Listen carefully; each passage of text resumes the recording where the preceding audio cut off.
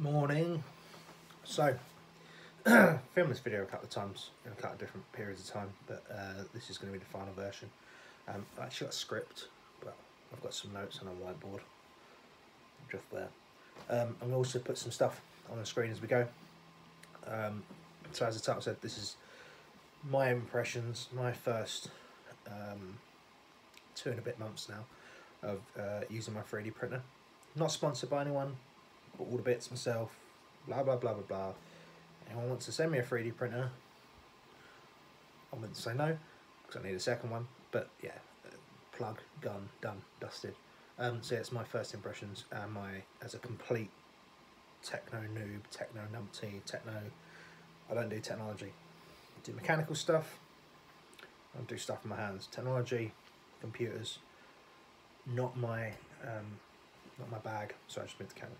Yeah, it's not my wheelhouse with technology. Don't like it, hate computers. We're going to talk about that in a second. So there's some different things to talk about. Set this hood down.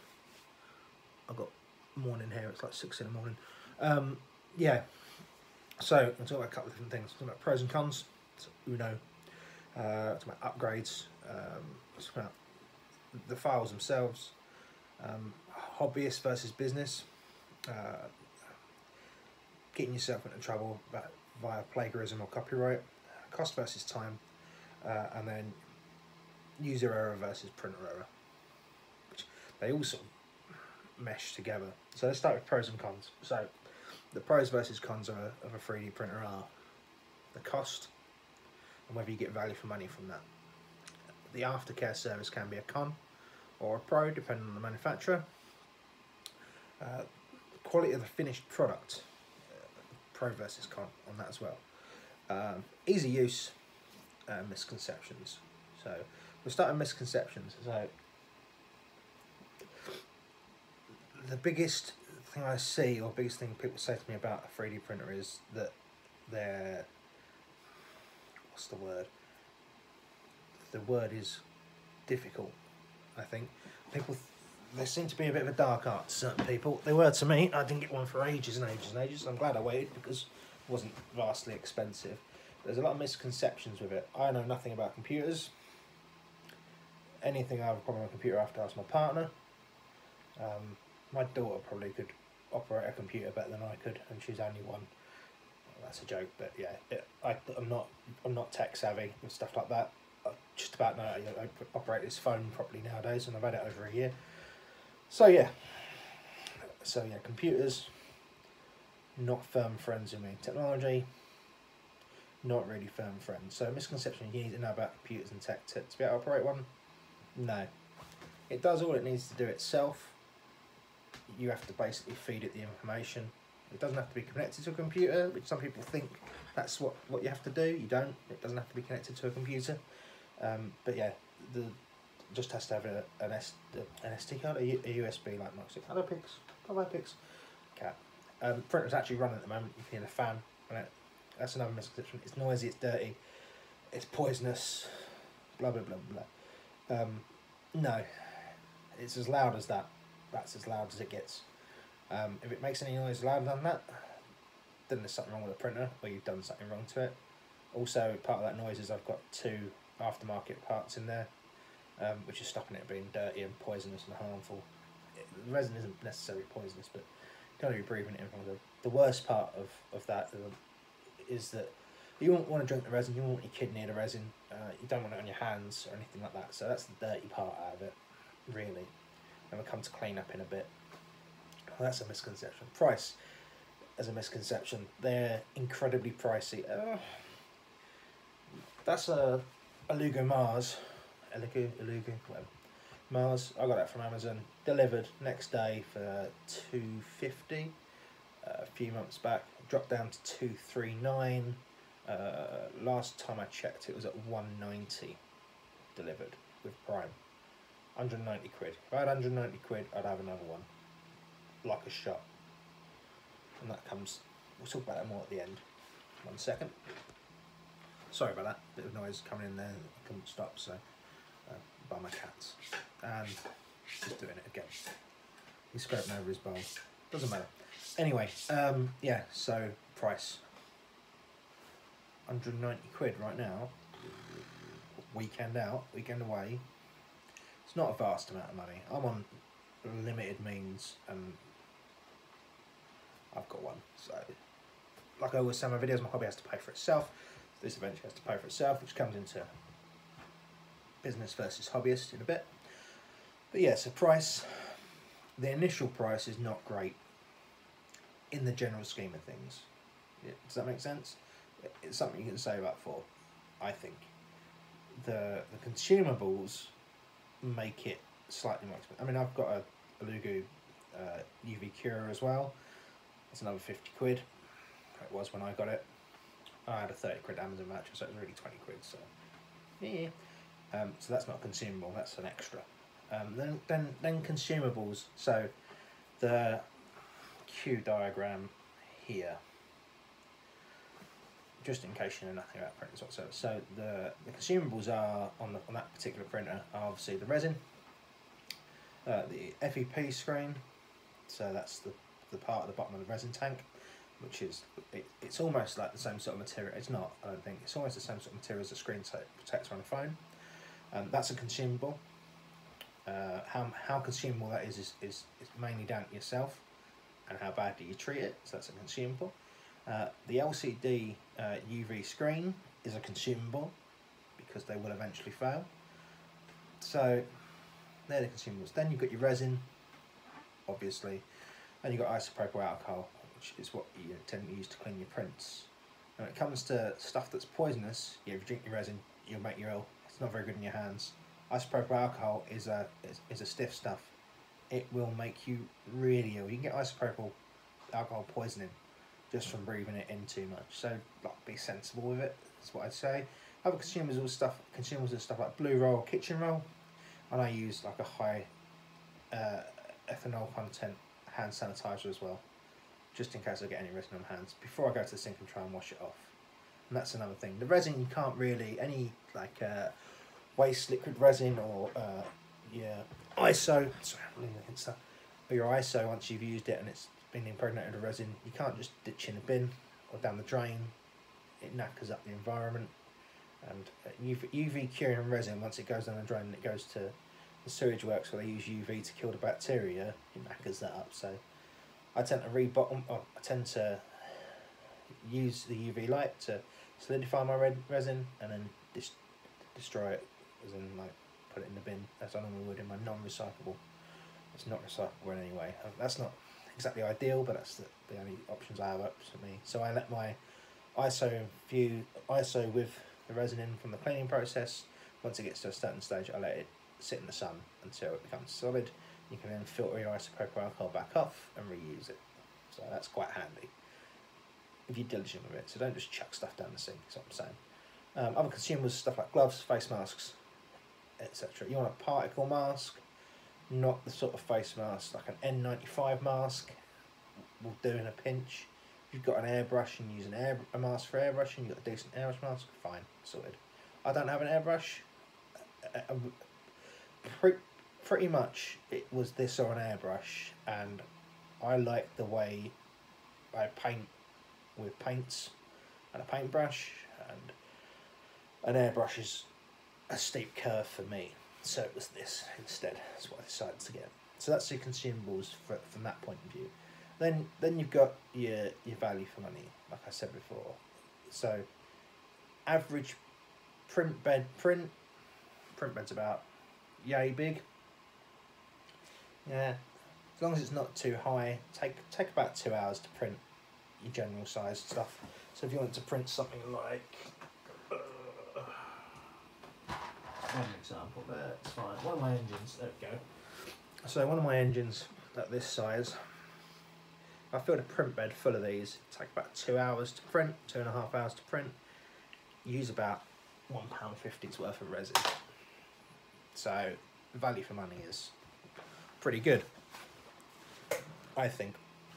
We'll come into third party, well, not third party, we'll come into buying files in a bit, because you can buy some really good files that are pre-worked out for you if you don't want to design stuff like that. I designed that myself, but if you don't want to design stuff yourself, you can buy a lot of files that are top-notch. for very good, I think, very, very good value for money. So yeah, and then you got aftercare. So aftercare would be where we come into. Aftercare fits in a couple of boxes of what I'm going to talk about, so I might touch back on it again in a minute. So with your aftercare, it's how you treat your printer, basically. The majority, and we'll come to user error in a second, the majority of things I see, or that have happened, the majority of things that have happened to me with my printer, which have caused an issue, if I hadn't stopped them, would have led to me having to contact Elegoo myself, are user error. So aftercare wise, from what I can see, they tend to reply to you really, really quickly at Elegoo if you have an issue with your item.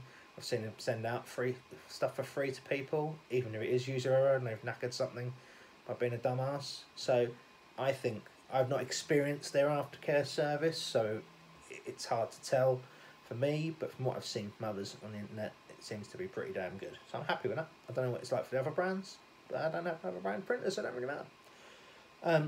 Then yeah, obviously pros and cons, misconceptions, your resin quality. I was talking to someone about this yesterday. I was talking to Mark about this yesterday. Hello mate. Friend of mine, sorry. He had an idea for a design where you'd make something and it'd be a one for all fit. And what you do, you trim a piece off to make it fit different things. The problem I found with the resin I use is it's very brittle. You saw it and you're careful, it won't shatter. Try and cut it off with snips or a hobby knife. Once it's cured, it will shatter. So that's a downside to resin. It's a downside to all resin though, really. It's not a downside to cast resin because it doesn't do that, but the particular resin for the 3D printers, UV curing resin, seems to shatter, and that's irrespective of colour. I think the clearer colours may be slightly more brittle, and I only use one specific resin, that green clear resin, and I'll explain why in a minute. But that's a personal choice again as well. So yeah, so the resin quality, it's not bad quality. Oh, excuse me. Oh, everything in the room moved a bit closer then. I've been up since very early. So yeah, so the resin quality is 1 second. There we go. Desk light was shining right in my eye. Yeah, so the resin quality, I think it's really good quality. You get very, very good detail. Anyone that's bought any of my bits would see that. Anyone that's seen anything that's I've printed would see that. I mean, this guy recently. Oh, I forgot what the lens is. We're going to zoom in. Put a clear background on him. My gosh, this phone's pony. Come on, mate. I'll insert him here at the top right. So, yeah. Yeah, top right. Yeah, so I print that goes. That's an Anvil Digital Forge file, STL file, that you can get via their Patreon. Quality is ridiculous. As good, I'd say, as some of the cast stuff. Yeah, certainly. So yeah, so quality, good. Not shake my head, good. Yeah, easy use. Is it easy to use? Yes, but no. Yes, they are easy to use. That sounds really, really counterproductive. They're very easy to use. The printer itself. So you've got your file, plug it into your printer on your USB, micro USB, not micro USB, sorry, on your USB stick. Plug it into your computer.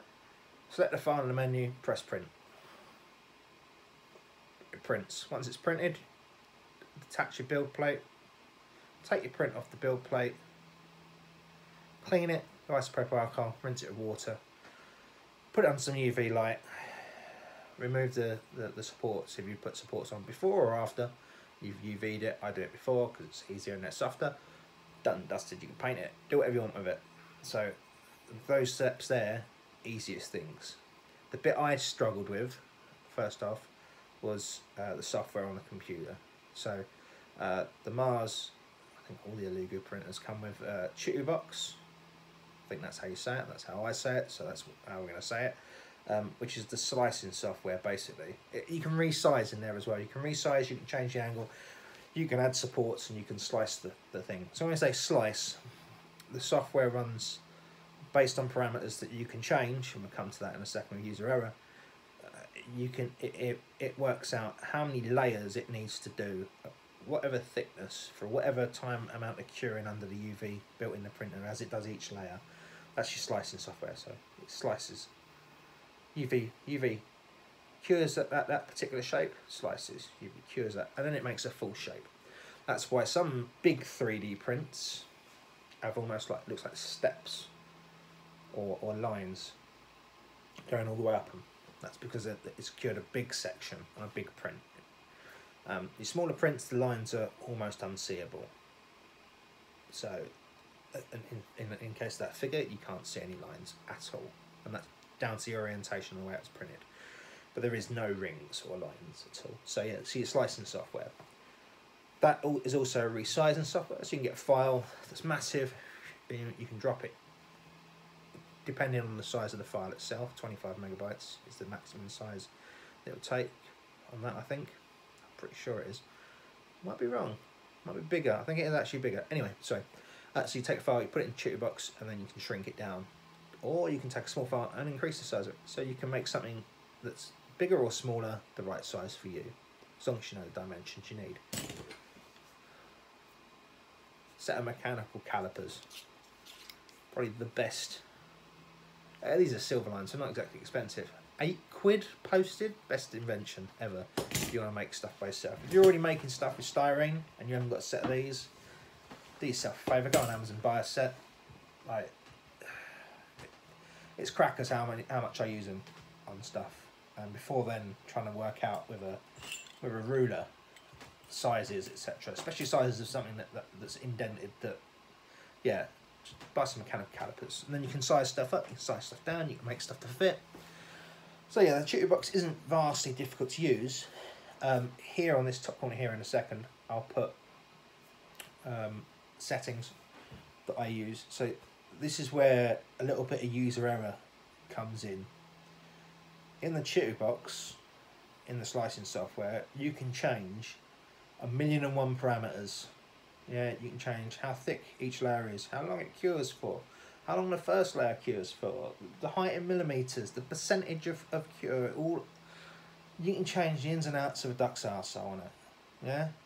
And the thing I see on the forums, especially on Facebook, I've left one forum recently because it was doing my head in, is, these are my settings, I can't work out why my print's failed.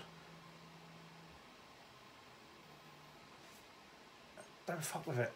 Like, my settings are slightly different to standard, and that's because people I trust that have had printers for a lot longer than I have and have been 3D printing for years said, if you want the best out of what you've got, this is what you need. And it's not drastically different from standard, and it suits the resin that I've got, but you see people where it's drastically failed, and this has happened and that's happened, these are my settings, and you look at me and think, well, you've just been like hammering about the numbers. So yeah, so easy use. Out of the box, as it comes, my printer printed that, which is the test for it. First time, perfect. Don't know if I'm super lucky or not. I see lots of people have problems with it, but yeah, don't fiddle about with it. If you want some basic clear, I use clear green resin by Elegoo. Settings are in this top corner here now. Yeah, easy enough. Right, let's talk about other stuff. So that's really it for the basics. I'll have put a diagram in at some point of the printer labelled, hopefully if I can find one. I'll put my settings because I know what my settings are. Okay, upgrades. I'm going to talk about upgrades separate from consumables. We'll talk about consumables in detail in a second, a bit more. So upgrade wise, is there anything that you can do to upgrade your printer? I'm pretty sure there probably is internally. I wouldn't want to do that though. The only things I've done is I've added, one second. Here we go. We're back over here. I've added an extension lead blue tack to the side for my USB because the port's on the back. And I've added these two white boxes at the back here. My cover is dirty, but I don't care. Made by Elegoo. They are filters USB chargeable filters. And that, I'd say, would be my biggest upgrade. It's not really an upgrade. It's an add-on. Yeah, those two filters there, very little money. If I can find them on Amazon, I'll put them in the link below. They remove the majority of the smell for me, which is nice. That is easier than reaching over the back and bending my USB. You can print a thing to attach to the side, but blue tack. I'll eventually Gorilla Tape it on there. And that's it. Other things that I've got that you need: some spray bottles, Sistema 1 litre tubs, that's ISO and resin, blue roll, some mats. I've got a cat mat. This is like one of those anti-slip mats. I just put on there because my cats jump about everywhere. And that's it. Let me just go back. Oh, I'll talk about that in a second. I'll just go back to the other camera view. There we go, folks. That was easier because I'm on like face yourself mode, whatever you call it, selfie mode. Just to turn the camera around quickly. So yeah, so upgrades. They're not necessarily upgrades, if I'm honest. They're just bits I've done just to make it a little bit easier. For me, the resin curer, I use a nail, like a DIY nail UV curer for a bit. Got Mother Nature, the sun UV cures, because that's what it is. So yeah, so upgrade wise, that's fine. Couple other things when we talk about like initial costing. So £250 is what I paid for the printer. I ended up spending about 300 quid all in when I first started. So I got a small bottle of resin, got some isopropyl alcohol. This was the height of the lockdown in the UK, so isopropyl alcohol was like £17.99 a litre. I currently get it about £12.99 a litre. It still hasn't come down a lot in price. So yeah, so I picked up some isopropyl alcohol, picked up some resin, picked up the printer, and stuff like the squeegee bottle, the bottles, and that's really it. The scrapers came with the printer, the cutters come with the printer, the tools you need to service the printer to a certain extent come with the printer. So yeah, including the resin, it's about 300 quid. So that's not too bad. Since then, I've bought some other things. So consumable wise, I've bought these purely because I saw them. I had a few quid, and I thought I'll buy them now. So when I need them, I don't need to try and scrabble to find them on Amazon. So I got some FET release films, FEP. Play a little time lapse in this top corner here, changing one of these because it's not difficult. Picked up an LCD screen because it's a consumable. If it goes wrong, knowing my luck, it'd be out of stock. I've just got these this week because they were really cheap, which is replacement VATs. And the reason I picked these up is because the FEPs were 24 quid, I think, for 5, or 2 complete VATs. 2 complete replacement VATs were 29 quid, or 27 quid, 29 quid I think, which I thought was decent, because if I have an issue with that VAT, the FEP at the bottom is the bit that degrades, obviously.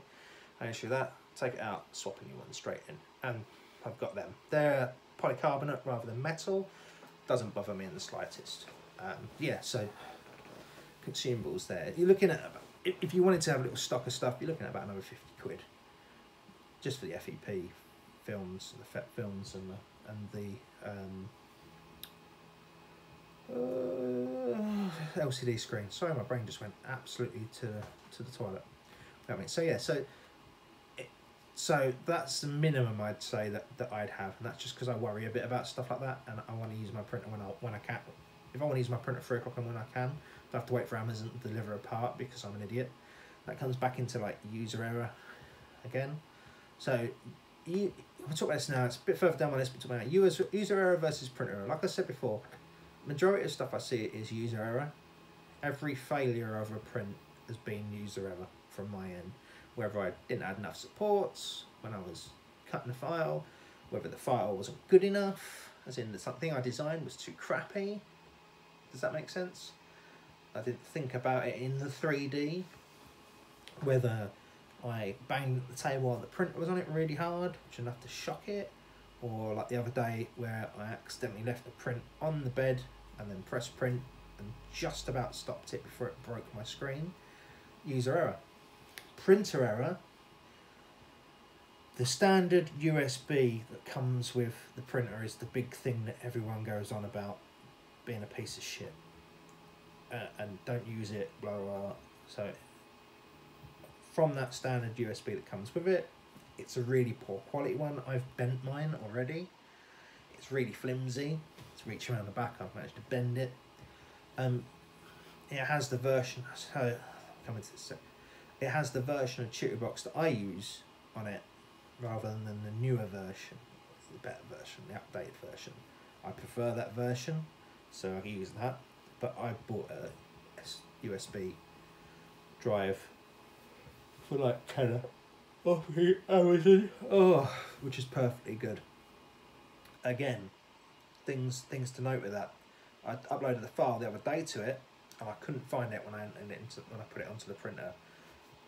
Took the drive back out, put it on my laptop. It's on the drive. Deleted it, copied it back over again. Couldn't find it. So don't know if it has past a certain number of files on the screen. It has trouble it can't find them all. So if you've got 100 3D files all sliced, ready to go, I think it can only read 25 of them. So what the fuck is this? I can't find this. It can only. So I had to remove a certain number from. I think I removed like 10. Probably too many from my SD card, my USB stick. Put it back in, file was instantly there. So that's a thing. That's a sort of a printer error / user error / you don't know what you're doing, so you just have to wing it sort of error thing there. So that was cool. Makes sense. My own personal fault. Let's come on to other stuff. So that's my whiteboard. I've got Patreon / Digital STL / Kickstarters, etc. So there's lots of really, really good makers out there that are on Patreon. I subscribe to a couple, there'll be links below. Mostly because the stuff they do is really, really good. Anvil Digital Forge is a great example, like that figure there. Mike Tung's page, excellent. Who else do I subscribe to? Jeepers Creepers. Miniature Vault. Oh, my brain. And you can also buy STL files from people like Modifius, Fallout Waste and Warfare, which is if you play Fallout Waste and Warfare, it's worth it. It's all terrain at the moment, but worth it. A physical Resin item will be 20 quid, but the file for it will be a £5. They aren't on Patreon, that's literally through them. There's a couple of firms like that. Highland Terrain do the same thing. They also did a Kickstarter way back. That's well worth as well. I'll stick a link to them in below as well.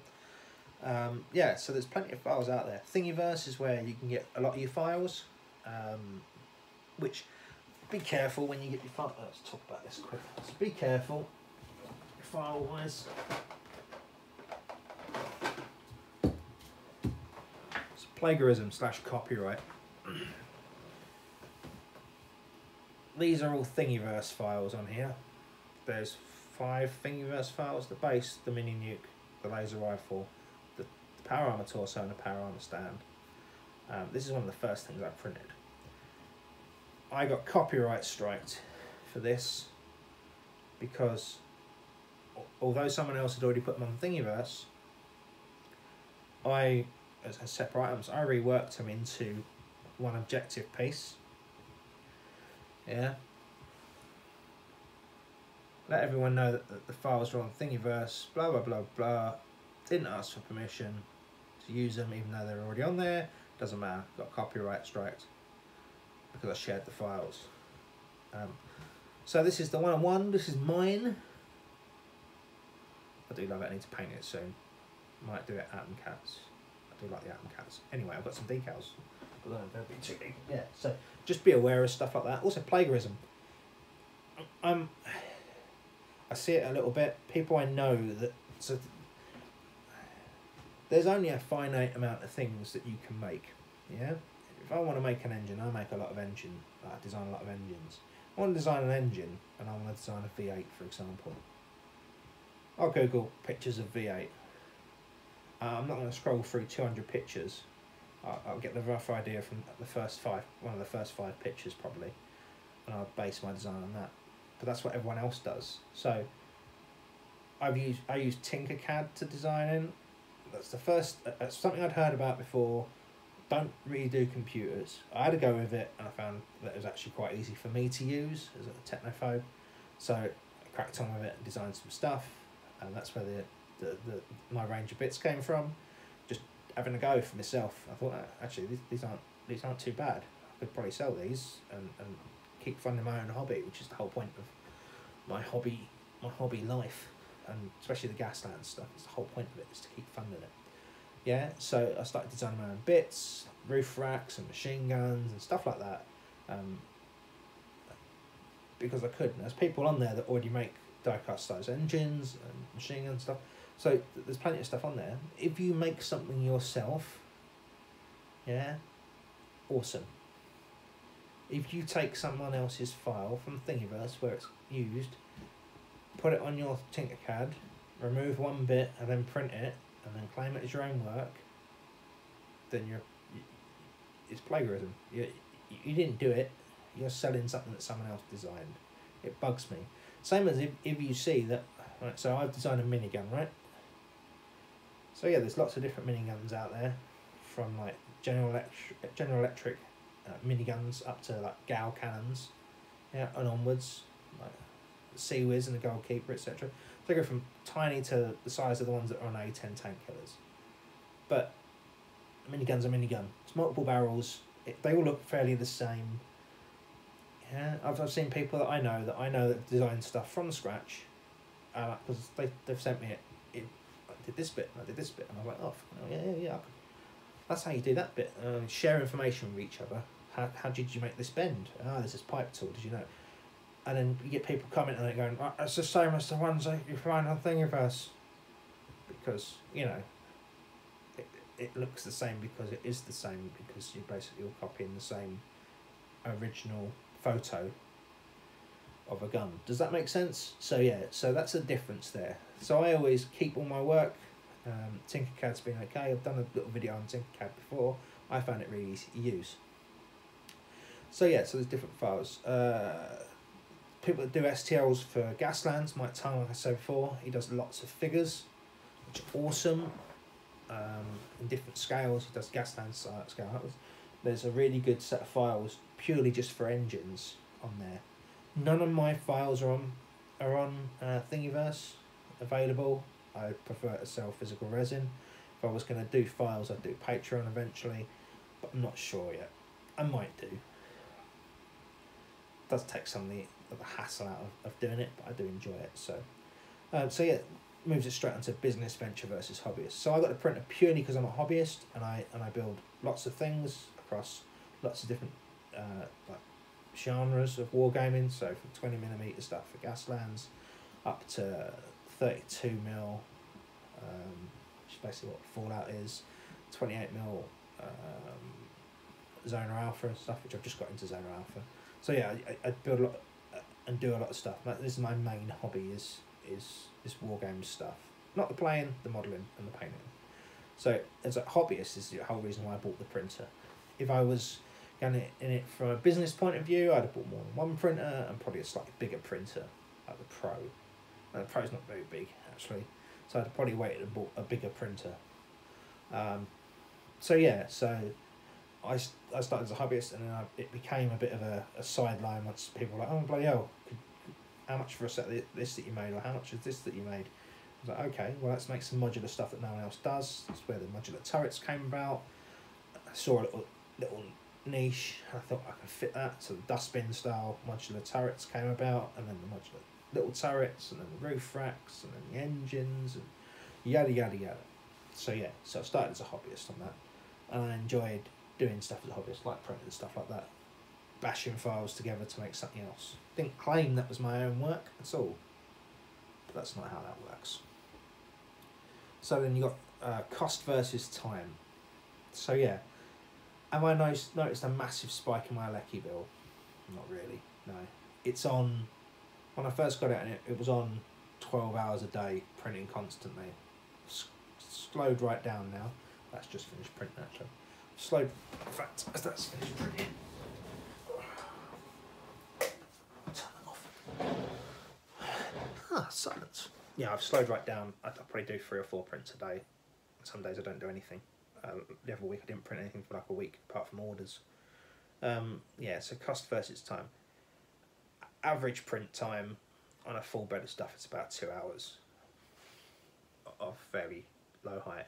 If it's really, really high and you can't lay it down, it takes 6, 7, 8 hours to print. That'll use a little bit more lecky, obviously, electricity. But yeah, cost versus time isn't too bad, I don't think. Has it paid for itself yet? No, not yet. Nearly. This is the thing, I recycle all my hobby money back into the hobby. So I haven't actually paid out from the hobby money for the printer. I paid that out of my... I paid it on my credit card. So I haven't paid that back yet. I will eventually, and it doesn't bother me. It's an outside thing. I can use it for lots of other things as well. So in the real world, I would have paid that back by now. I just use the money to buy other stuff because I like goodies. And that's really it on stuff like this. I don't think there's much else to talk about. It's a fairly boring video. I'll add some like pictures on this last bit of things I've printed and some of my stuff and stuff like that. I think that as I do with all my review videos, would I buy, is it a good thing? Yes. Is it good value for money? Yes. Would I buy another one? In a heartbeat, if I had the money.